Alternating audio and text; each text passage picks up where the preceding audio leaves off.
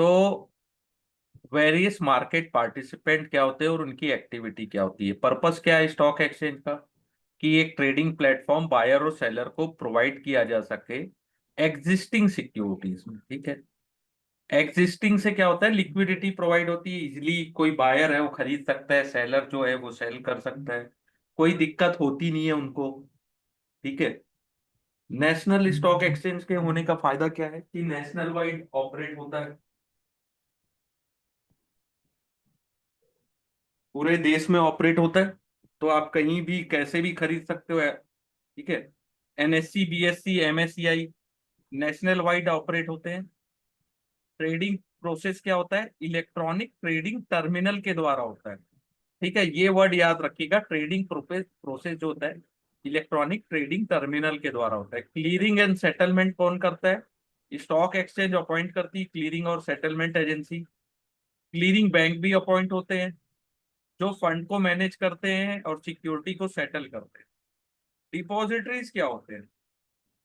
जो आपके shares, debentures, bond, government securities, mutual fund units को होल्ड करके रखते हैं। ठीक है, इन्वेस्टर अकाउंट क्या होता है? इन्वेस्टर जो भी है उसको डिपॉजिटरी के थ्रू अपना अकाउंट ओपन करना होता है, वो भी रजिस्टर्ड होना चाहिए। Service provision facilitate transaction of security held in demat form. Demat form में होता है आज के डेट में दो है, सीएसपीडीसीएल और NSDL, national security depository limited. इसको अच्छे से बोल बोल के पढ़ लीजिएगा, जितने भी फुल फॉर्म है। अपन पढ़ लेते हैं लेकिन क्या होता है, कई बार प्रॉब्लम क्या होती है कि भूल जाते हैं। डिपॉजिटरीज पार्टिसिपेंट या डीपी क्या होता है? Act as agent of depositories interfacing with investor to offer depository service. Investor can hold and transact security in demat form. ठीक है, investor securities account are manage by DPs. ठीक है, DP को कौन अपॉइंट करता है? Appointed by depository with SEBI approval. और कौन कौन बन सकता है? Public financial institution, scheduled commercial bank, foreign bank, लेकिन उनको आरबीआई का approval, state financial corporation, custodian, stock broker, clearing corporation, clearing house, NBFC, registrar to a issuer, share transferring agent meeting SEBI criteria. Trading members होते हैं जिनको stock broker भी कहते हैं, वो रजिस्टर्ड मेंबर होते हैं, वो प्रोवाइड करते हैं buying and selling of securities. ठीक है, सेकेंडरी मार्केट के ट्रांजेक्शन रजिस्टर्ड ब्रोकर के थ्रू होते हैं। ट्रेडिंग मेंबर क्या होते हैं? इंडिविजुअल्स भी होते हैं, पार्टनरशिप फर्म्स भी होते हैं और कॉर्पोरेट बॉडी। ठीक है, ऑथोराइज पार्टनर कौन, पर्सन कौन होते हैं? इंडिविजुअल पार्टनरशिप फर्म, एलएलपी, ये भी होते हैं। Authorise partner act as agent to connect with investor across the country on behalf of stock. Stock broker को भी प्रायर अप्रूवल की जरूरत होती है स्टॉक एक्सचेंज की, एपी को नियुक्त करने की। ठीक है, सेबी ने अलाउ किया था सब ब्रोकरशिप को एक्सपेंड करने के लिए 2018 में, लेकिन 2019 से क्या हुआ, जितने भी सब ब्रोकर्स हैं वो एपी बन सकते हैं और ट्रेडिंग मेंबर, अगर वो एलिजिबिलिटी क्राइटेरिया अपनी फुलफिल करते हैं जो स्टॉक एक्सचेंज के बाई लॉ और सेबी के रेगुलेशन में। कस्टोडियन का काम क्या होता है? आपके सिक्योरिटीज को होल्ड करना, सेफ गार्ड देना, वो भी बड़े क्लाइंट। ठीक है, जैसे बैंक हुआ, इंश्योरेंस कंपनी हुई, फॉरेन पोर्टफोलियो इन्वेस्टर्स हुए, तो वो ट्रांजेक्शन को सेटल करते हैं सिक्योरिटी में और सिक्योरिटीज के, और कॉर्पोरेट एक्शन को मॉनिटर करते हैं। ठीक है, उनके अकाउंट्स के सिक्योरिटीज और फंड को मेंटेन करते हैं, जो भी उनके क्लाइंट्स के राइट्स हैं उसको वो कलेक्ट करते हैं और अपने क्लाइंट्स को इन्फॉर्म करते हैं जो भी एक्शन किया गया या लेना चाहिए कोर्ट के लिए। ठीक है, फिर होता है क्लीयरिंग कॉर्पोरेशन। क्रूशियल है क्योंकि इन्वेस्टर के इंटरेस्ट को वही प्रोटेक्ट करता है। They ensure the stock exchange member fulfil their obligation to deliver fund and security. जैसे अपन ने, मैंने ट्रेड कर ली, ठीक है, लेकिन मैंने स्टॉक्स बेचे, तो बेचे तो ठीक है, लेकिन मुझे पैसे मिलेंगे कि नहीं? और अगर मैंने खरीदे तो मुझे शेयर मिलेंगे कि नहीं? इसको कौन डिसाइड? इसको क्लीयरिंग कॉर्पोरेशन मैनेज। ठीक है, acting as a legal counter party. अगर काउंटर पार्टी ना रहे तो डिफॉल्ट हो सकता है। ठीक है, क्लीयरिंग बैंक होता है जो क्लीयरिंग मेंबर और क्लीयरिंग कॉर्पोरेशन का इंटरमीडियरी होता है। सभी क्लीयरिंग मेंबर्स को अकाउंट मेंटेन करना पड़ता है क्लीयरिंग बैंक के पास। ठीक है, क्लीयरिंग मेंबर्स का रिस्पॉन्सिबिलिटी होता है कि आप अपने पास सफिशिएंट फंड और सिक्योरिटीज रखें जब भी आपको पे इन डेट में और पे आउट डेट में आपको पैसे रिसीव करोगे। ठीक है, मर्चेंट बैंकर्स के क्या काम होते हैं? रजिस्टर्ड होते हैं सेबी के द्वारा। इशू मैनेजर्स होते हैं, इन्वेस्टमेंट बैंकर होते हैं और लीड मैनेजर होते हैं। ठीक है, they assist issuer in accessing the security market for new issue. ठीक है, main contract of issuer during a new security issue. They assess capital need or design suitable instrument. Okay? They play a role in pricing the instruments. दो बार लिखा गया। ठीक है, they play a role in pricing the instrument and oversee the entire issue process until securities are issued और listed. तो merchant bankers की जिम्मेदारी होती है आईपीओ की। आईपीओ में आपने देखा होगा कि मर्चेंट बैंकर होता है जो जो पूरी जिम्मेदारी लेता है इशू से होने से लिस्टिंग तक का। ठीक है, इनके इंटरमीडियरीज होते हैं रजिस्ट्रार, ब्रोकर, बैंकर। ठीक है, under writers, credit rating agencies. यहां तक क्लियर? Any doubt? नहीं सर। ये पूरे चैप्टर 1 से चैप्टर 10 तक का पूरा नोट्स है ना। थोड़ी बहुत स्पेलिंग मिस्टेक या कुछ सेंटेंस ऊपर नीचे मिल सकते हैं। ठीक है, तो प्लीज उसके लिए पहले से क्षमा याचना कि हो सकते कुछ सेंटेंस डबल मिल जाए। नहीं सर, अंडर ठीक है। ओके, अंडर वो तो राइटर्स क्या होते हैं? पढ़ने से समझ में आ जाता है सर, हाँ, बोलिएगा। आ जाएगा आ जाएगा, अगर आपने बुक को अच्छे से पढ़ा है ना मेरे साथ तो सब समझ में आएगा। अंडर राइटर्स क्या होते हैं? अंडर राइटर्स वो होते हैं प्राइमरी मार्केट में इंटरमीडिएट्स होते हैं। जब पब्लिक ऑफर सिक्योरिटीज होती है ना, आईपीओ, वो पूरा बॉट नहीं किया गया, यानी कि अंडर सब्सक्राइब हो गया, सब्सक्राइब ही नहीं हुआ। ठीक है, मैंने 1000 शेयर आईपीओ में निकाले, पब्लिक ने खरीदा ही नहीं, तो वो इंश्योर करते हैं इशूअर्स को कि हम अनसोल्ड सिक्योरिटीज को खरीदेंगे। ठीक है, हार्ड अंडर राइटिंग क्या होता है? जब अंडर राइटर कमिट करते हैं buying security at initial stage of IPO. Soft under writing क्या होता है? जब प्राइस डिटरमाइन हो जाए उसके बाद कमिटमेंट देंगे अंडर राइटर, तो उसको सॉफ्ट अंडर राइटिंग। ठीक है, unsold shares are typically place with ये विनर्स। एक बार क्लियर करिए, सॉफ्ट अंडर राइटिंग। जब सर प्राइस सर, डिसाइड हो सॉफ्ट अंडर जाता राइटिंग है, को एक बार क्लियर करिए। स्टॉक प्राइस जब डिसाइड हो जाता है आईपीओ का, अच्छा। उसके बाद वो हम आते हैं और वो जनरली डिस्काउंट्स में ही लेते हैं। ठीक है, और सॉफ्ट अंडर राइटर्स को कई बार अपने को रास्ता भी दिखाना पड़ता है, यानी कि भाई आपको एग्जिट के लिए भी क्लॉज दिए जाएंगे। ऐसा नहीं है कि आपने खरीदा है तो मार्केट से आपको एग्जिट कराने के लिए भी क्लॉज दिए जाएंगे। इंस्टीट्यूशनल पार्टिसिपेंट्स कौन होते हैं? जैसे banks, insurance company, mutual fund, portfolio, ये पेंशन फंड, ये इंस्टीट्यूशनल पार्टिसिपेंट। फॉरेन पार्टिसिपेंट्स कौन होते हैं? जो आउटसाइड ऑफ इंडिया हैं लेकिन वो इंडियन सिक्योरिटीज में इन्वेस्टमेंट करना चाहते हैं, तो उनको सेबी के साथ रजिस्ट्रेशन करवाना पड़ता है। एफपीआई बहुत इंपॉर्टेंट रोल है, क्योंकि अगर कहीं किसी देश में एफपीआई आ रहा है, फॉरेन का पैसा आ रहा है विदेश से, तो वो ज्यादा अच्छा है। ठीक है, पी नोट्स क्या होते हैं?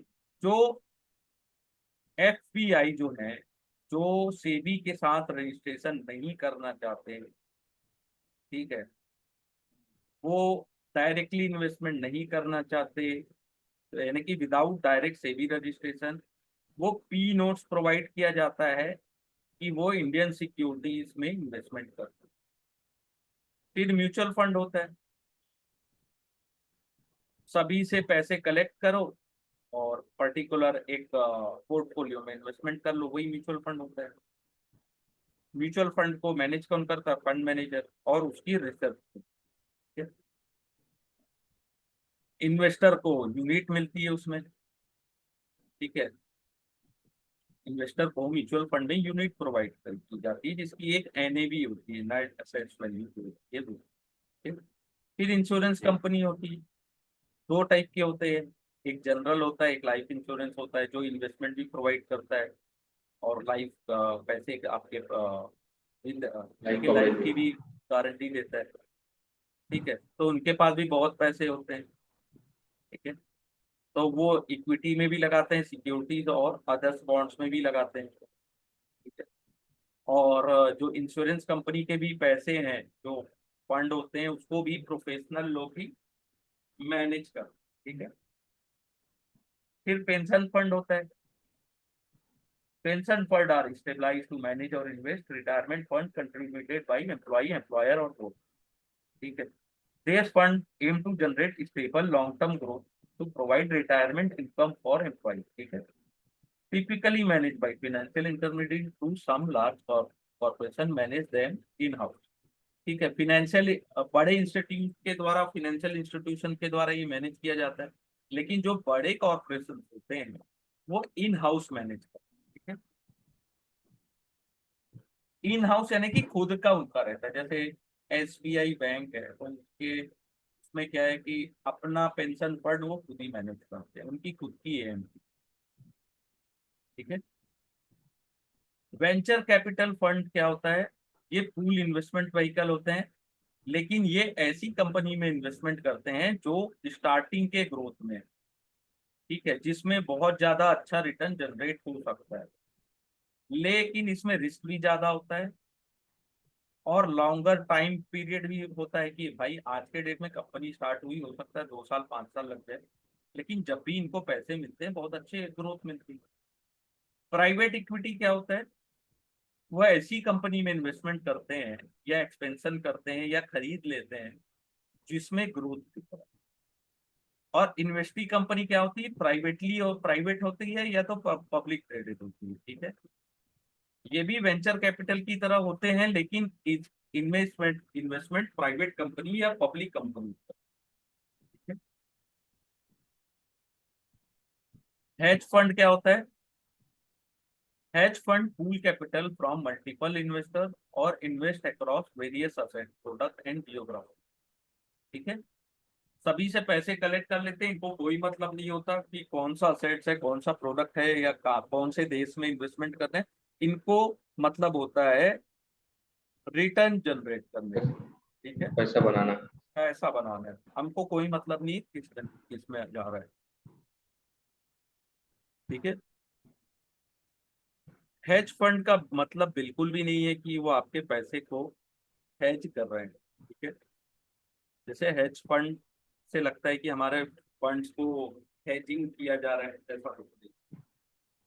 अल्टरनेट इन्वेस्टमेंट फंड स्कीम होती है,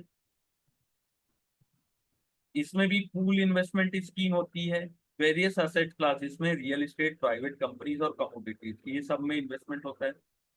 the term alternative include all asset excluding listed company, इसमें नहीं होता फिक्स, ठीक है।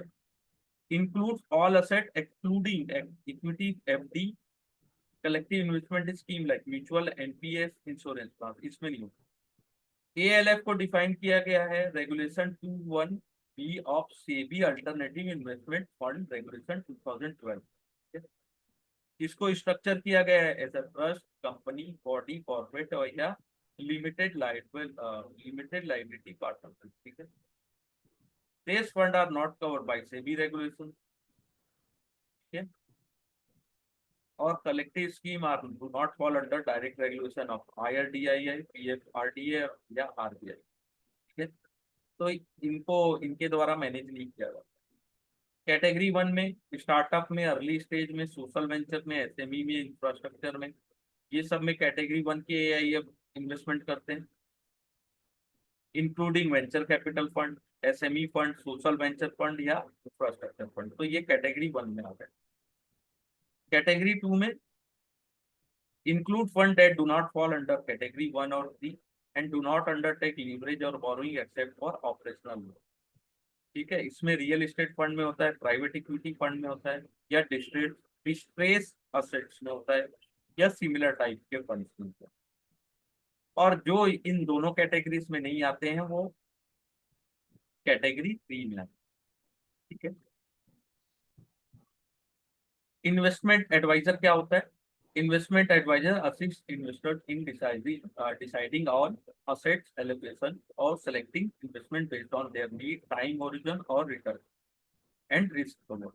ठीक है, they may create financial plan for investors। ये इन्वेस्टमेंट एडवाइजर का सबसे इम्पोर्टेंट काम होता है कि वो फाइनेंशियल प्लान क्रिएट करते to define financial goal or suggesting suitable saving and investment strategy to achieve this goal। ठीक है, एम्प्लॉय प्रोविडेंट फंड से एक क्वेश्चन आता है कि आप कितना कंट्रीब्यूट करते हैं, तो 12% बेसिक सैलरी का एम्प्लॉयर देता है और सेम एम्प्लॉय भी देता है। ठीक है, फंड को मैनेज करता है EPFO।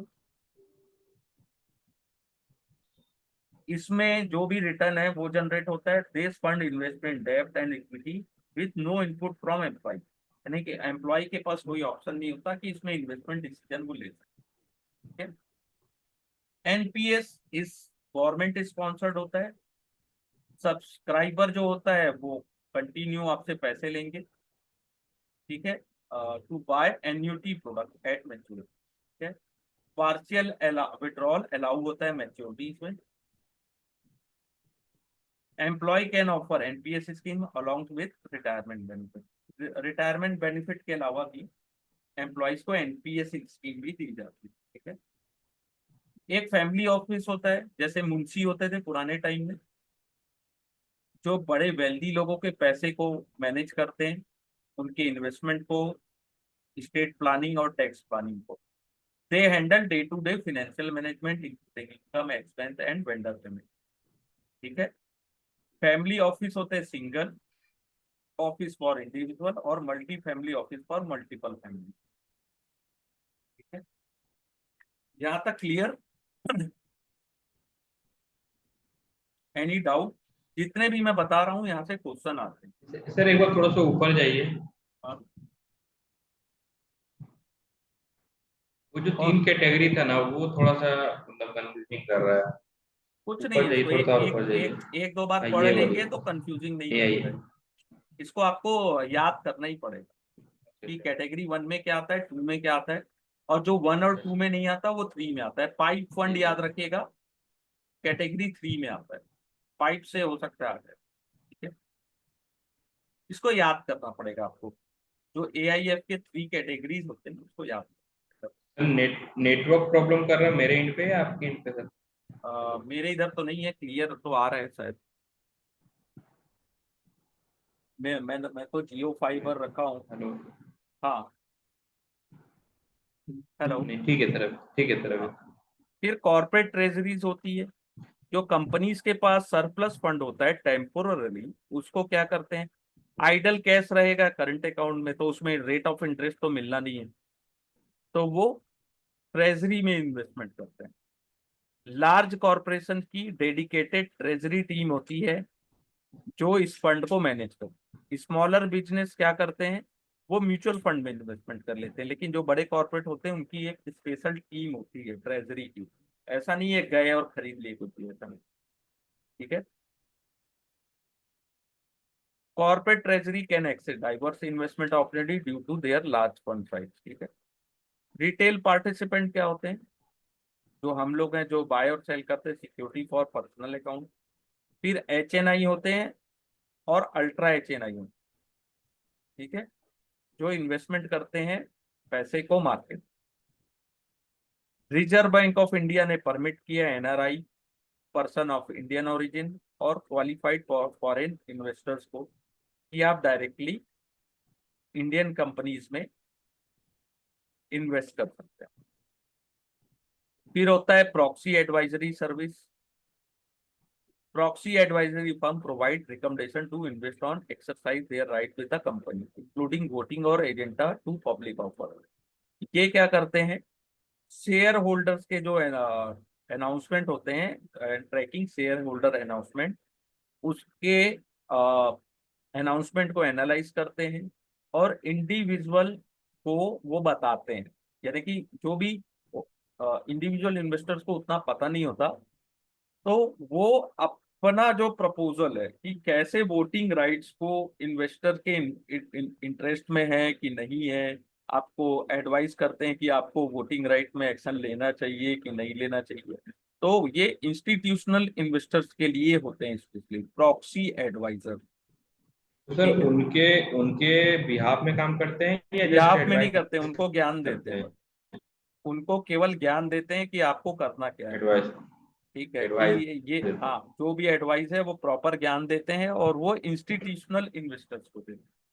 ठीक है, इंस्टीट्यूशनल इन्वेस्टर्स को देते हैं कि भैया ये करना, ये कंपनी के लिए अच्छा है। ठीक है, और आपको वोटिंग कैसे करनी है, अप्रोप्रिएट कैसे करना है।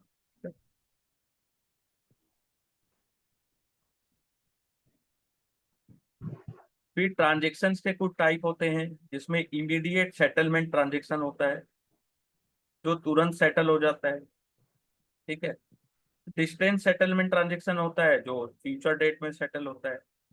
स्टॉक मार्केट में ट्रांजेक्शन्स किस टाइप के होते हैं, जिनके रूल रेगुलेशंस है। ओटीसी मार्केट में प्राइवेट कंपनीज के होते हैं, तो इसमें एक्सचेंज का कोई राइट नहीं होता, और जो भी ट्रांजेक्शन है वो कंपनीज डिसाइड करती है कि आप अपन को करना क्या है। ठीक है, कैश सेटलमेंट होता है T+0 डे में, सेम डे में। ठीक है,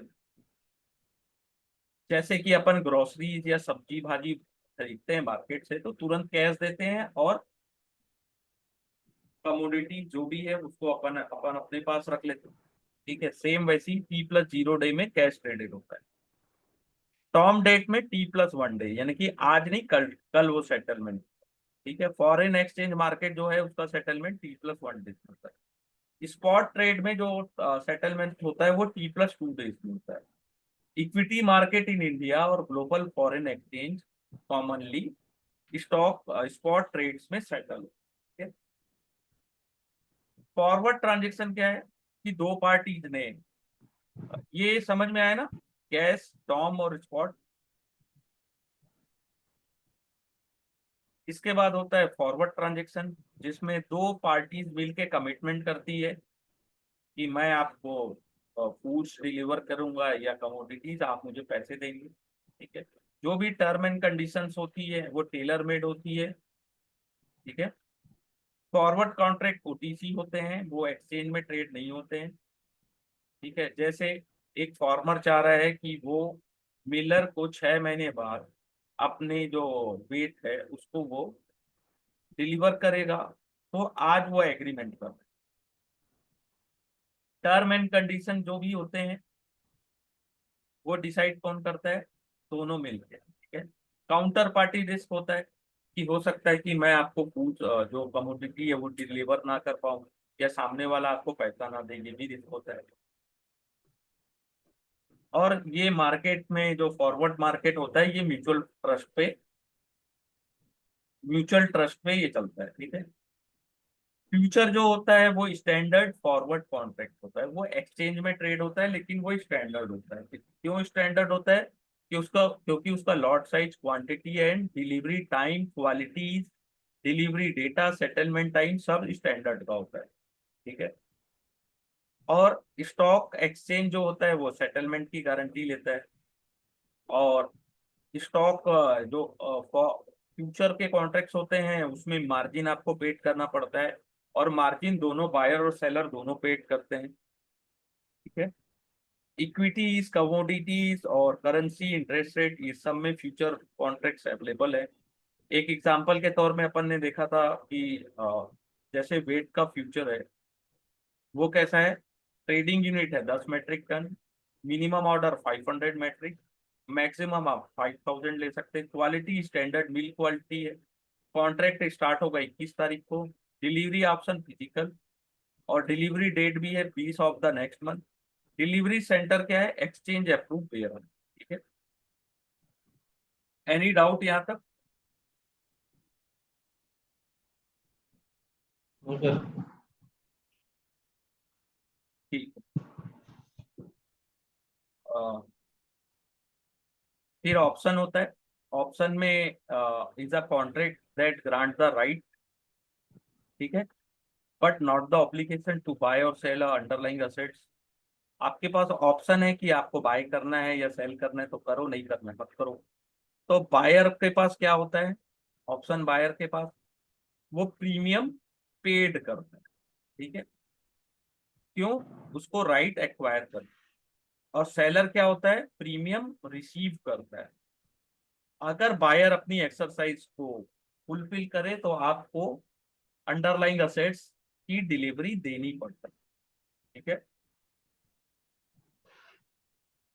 एनी डाउट? फिर टाइप ऑफ कॉल ऑप्शन होते हैं कॉल ऑप्शन और पुट ऑप्शन। कॉल ऑप्शन क्या होते हैं, allow the buyer to purchase the underlying asset at predetermined price within a set time. Put option में allow the buyer to sell the underlying asset, ठीक है।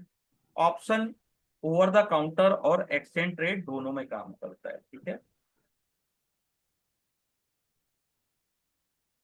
Any doubt?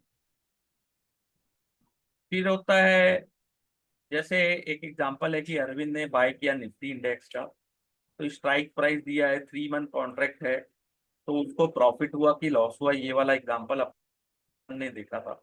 एक होता है in the money call, एक होता है out of the money option होता है, ठीक है।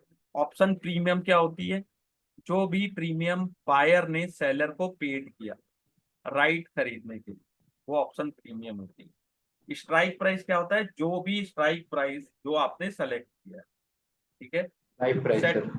हाँ, स्ट्राइक प्राइस यानी कि आप 300, 350, 400 कौन सा प्राइस आप सेलेक्ट कर। कौन सा प्राइस? सेटलमेंट डेट यानी एक्सपायरी कब है उसका, वीकली है कि मंथली। इन द मनी में क्या होता है, exercise the option is profitable for buyer. Out of the money में प्रॉफिट नहीं होता बायर को। अगर ऑप्शन आपने इन द मनी खरीदा और वो आउट ऑफ द मनी चला गया तो आपको प्रॉफिट नहीं होगा, लेकिन आपने out of the money option खरीदा, वो इन द मनी आ गया तो आपको प्रॉफिट जरूर होगा, ठीक सर है। पर ऐसा नहीं होता, कभी बार आउट ऑफ द मनी में भी प्रॉफिट हो जाता है, जैसे आज का मार्केट था। हाँ, आउट ऑफ द मनी में भी हो सकता है क्योंकि वो इन द मनी आ गया ना।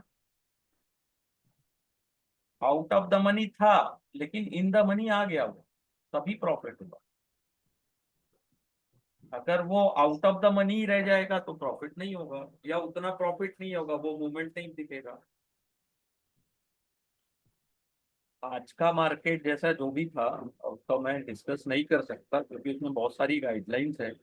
लेकिन ये मैं बोल सकता हूँ कि जब प्रोबेबिलिटी बढ़ जाती है ना कि जैसे आपने आउट ऑफ द मनी लिया और अचानक से मार्केट ने मूवमेंट दिया और मार्केट आपके स्ट्राइक प्राइस के आसपास आ गया, ठीक है, या आपने जो स्ट्राइक प्राइस आपने बाय किया था वो इन द मनी आ गया, तो आपको प्रॉफिटेबिलिटी ज्यादा होगी।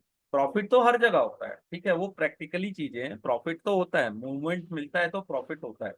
लेकिन जब इन द मनी आता है तब ज्यादा प्रॉफिट होता है, उसमें बहुत सारी चीजें हैं, ठीक है। यानी कि ऐसा नहीं है ऑप्शन को अपन 2 लाइन में नहीं समझ सकते, उसकी पूरी एक बुक कंप्लीट करनी पड़ती है, ठीक है। ऑप्शन फ्लेक्सिबिलिटी प्रोवाइड करता है ट्रेडिंग का by allowing right without obligation. आपके पास राइट एक्सरसाइज करे तो ठीक है, नहीं किया तो भी ठीक।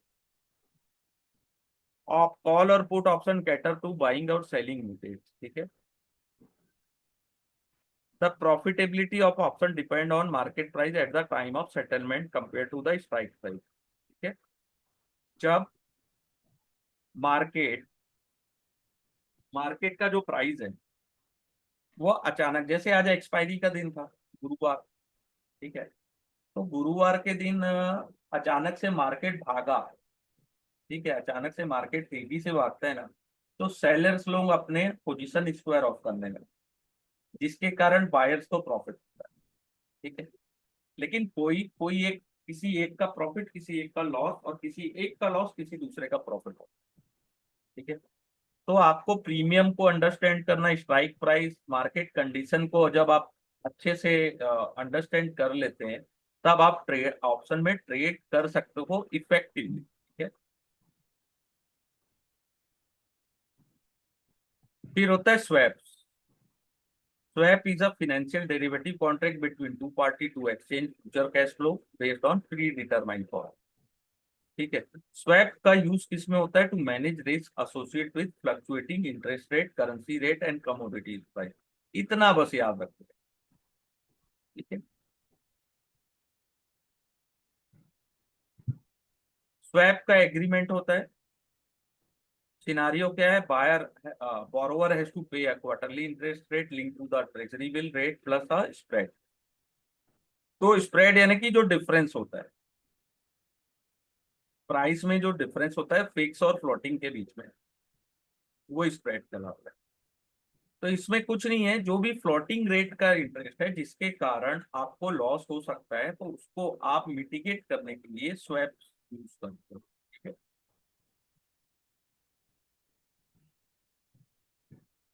एक होता है ट्रेडिंग, जो अपन करते हैं कि अपने को दिख रहा है कि शॉर्ट टर्म बाय और सेल करने से अपने को ज्यादा मूवमेंट मिल जाता है। जैसे आज आपने बताया कि अचानक से मूवमेंट मिला, तो जिसने बाय किया होगा उसको बहुत अच्छा प्रॉफिट हुआ होगा। ठीक है, ट्रेडर को लीवरेज भी मिलता है to borrow fund to increase potential gain and loss. ठीक है, इसके कारण लिक्विडिटी, ट्रेडर्स के कारण ही मार्केट में लिक्विडिटी बनी रहती है। हेजर्स क्या करते हैं? उनको अपनी पोजीशन को हेज करना है कि हमको पोटेंशियल लॉस जो है वो ज्यादा ना हो, या हमको ज्यादा से ज्यादा लॉस ना हो। ठीक है, ज्यादा प्रॉफिट भी ना हो चलेगा, लेकिन ज्यादा बड़ा लॉस भी ना हो। ठीक है, तो हेजर्स क्या यूज करते हैं? Insurance, forward, future contract, swap and option. ये सब हेजिंग इंस्ट्रूमेंट है। ठीक है, हेजिंग से क्या होता है? लॉस और प्रॉफिट दोनों लिमिट हो जाते हैं। ठीक है, आर्बिट्राज आपको पता है कि एक मार्केट में सस्ता मिल रहा है, दूसरे मार्केट में महंगा मिल रहा है, तो आप क्या करोगे? सस्ते वाले मार्केट से खरीद के महंगे वाले मार्केट में बेच दोगे। ठीक है, या महंगे वाले में क्या करोगे आप? बेचोगे, सेल करोगे। सेम है। अगर आपको स्पॉट और फ्यूचर मार्केट के प्राइस में डिफरेंस मिल रहा है, तो भी आप उसमें आर्बिट्राज करोगे, कि उसमें आपको प्राइस का डिफरेंस दिख रहा है, तो इसमें आप क्या करोगे? जिसमें जो महंगा दिख रहा है उसको सेल करोगे, जो सस्ता दिख रहा है उसको बाय कर लोगे। तो इससे आर्बिट्राज बनता है, 2 4 5 रुपए के इसमें प्रॉफिट बनते हैं, बड़े बड़े प्लेयर्स करते हैं, क्योंकि इसमें रिस्क ज्यादा कुछ होता नहीं। फिर होता है प्लेजिंग। प्लेजिंग यानी अपने शेयर को गिरवी रखना और उसके अगेंस्ट लोन लेना। ठीक है, तो इन्वेस्टर जो प्लेज करता है उसको बोलते हैं प्लेजर, और जो एंटाइटी लोन प्रोवाइड करते हैं उसको बोलते हैं प्लेजी। ये आता है। ठीक है, pledge security remain in pledger demat account but are block for other transaction. आप ही के अकाउंट में रहेगा, लेकिन वो ब्लॉक है। जब आप उसको के पेमेंट को रीपेड कर दोगे वापस से, वो अनप्लेज हो जाएगा। फिर डीमैट। डीमैट का क्या होता है? जो फिजिकल सिक्योरिटीज होती है उसको इलेक्ट्रॉनिक फॉर्म में चेंज करना। ठीक है, आज के डेट में जितने भी शेयर इशू होते हैं इनिशियल पब्लिक ऑफर में, वो डीमैट फॉर्म में होते हैं। ठीक है, ये इलेक्ट्रॉनिकली आप शेयर्स को होल्ड करते हो। ठीक है, जिसके कारण ट्रांसफर या फिजिकल हैंडलिंग रिस्क नहीं होता, या डुप्लीकेशन भी नहीं हो पाता। ठीक है, इसको डीमैट बोलते हैं। सेबी ने मैंडेट कर दिया है कि आपको डीमैट फॉर्म में ही शेयर निकालने हैं, डीमैटेरियलाइजेशन फॉर्म है। डीमैट में क्या होता है कि जो इलेक्ट्रॉनिक फॉर्म में सिक्योरिटीज है उसको आप फिजिकल फॉर्म में चेंज करें। ठीक है, इसमें क्या होता है? इन्वेस्टर के रिक्वेस्ट में इलेक्ट्रॉनिक वाले जो शेयर्स होते हैं इलेक्ट्रॉनिक फॉर्म्स में विथ डिस्टिंक्टिव नंबर, आप उसको वापस से फिजिकल सिक्योरिटीज प्रोवाइड करते हो। ठीक है, the process revert the share of their original physical state ensuring tangible ownership document. ठीक है, ये यहाँ से भी क्वेश्चन आता है, रीमटेरियलाइजेशन का डेफिनेशन पूछिए, लेकिन घुमा फिरा के पूछता है ना। हमेशा एग्जाम में याद रखना कि नॉट, यस, ट्रू, फॉल्स, इस टाइप के वर्ड्स बहुत ज्यादा यूज होते हैं, बहुत घुमा के क्वेश्चन पूछता है। ठीक है, टर्मिनोलॉजी चैप्टर 3 में देख लेते हैं। Terminology in equity market, face value होता है जो कि नॉमिनल प्राइस होता है शेयर का। ठीक है, जैसे फेस वैल्यू 10 रुपए है और आपके शेयर 1 लाख है, तो टोटल वैल्यू कितनी हुई, 10 लाख रुपए। इशू प्राइस, फेस वैल्यू से अगर ऊपर हायर फेस यानी कि उससे ऊपर अगर लिस्टेड हो तो प्रीमियम, और फेस वैल्यू से नीचे में अगर लिस्टेड हो तो डिस्काउंट में होती है। ठीक है, फेस वैल्यू जनरली चेंज नहीं होती, लेकिन स्प्लिट और कंसोलिडेशन में चेंज होती है। जैसे एक शेयर की 10 फेस वैल्यू 10 रुपए है, लेकिन स्प्लिट हो गया 5 शेयर में, तो नई फेस वैल्यू कितनी होगी, 2 रुपए। कंसोलिडेशन में जस्ट उल्टा होता है कि 2 रुपए के शेयर थे फेस वैल्यू के, उनको कंसोलिडेट किए, तो अब क्या हो गया, अब उसकी ऐड हो गया। वापस वैल्यू 10 रुपए हो। ठीक है, और जो शेयर के डिविडेंड जो घोषित किए जाते हैं वो फेस वैल्यू के परसेंटेज में होते हैं। ठीक है, जैसे 10 रुपए का फेस वैल्यू है तो 30% डिविडेंड हुआ 3 रुपए, लेकिन 2 रुपए फेस वैल्यू है तो उसका 30% डिविडेंड हुआ 60 पैसा।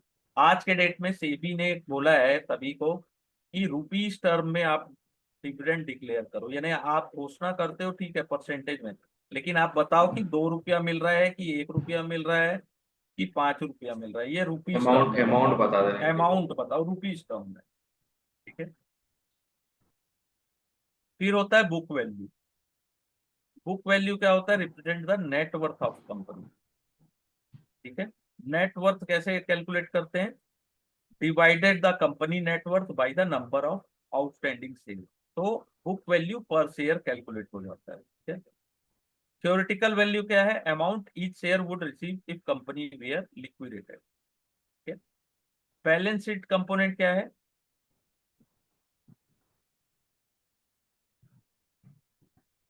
बैलेंस शीट में क्या होता है, शेयर कैपिटल एंड डेप्ट on the left side, left hand side. ठीक है, असेट्स का वैल्यूएशन कैसे करते हैं, listed at book value on the balance sheet. Realisable value क्या होती है, जो रियल वैल्यू है वो बुक वैल्यू से डिफर भी हो सकती है। इसको बोलते हैं कि जब अपन बुक वैल्यू में कोई चीज है एसेट, उसको आप वापस सेल किए, तो जरूरी नहीं है कि जो बुक वैल्यू है उतना ही प्राइस आपको मिले। ठीक है, लाइबिलिटी कवरेज क्या होता है कि आपके पास उतने पैसे हैं कि आप पूरे असेट्स को अपने बेच के लाइबिलिटीज को कवर अप कर सको। ठीक है, यहां तक क्लियर हुआ, एनी डाउट।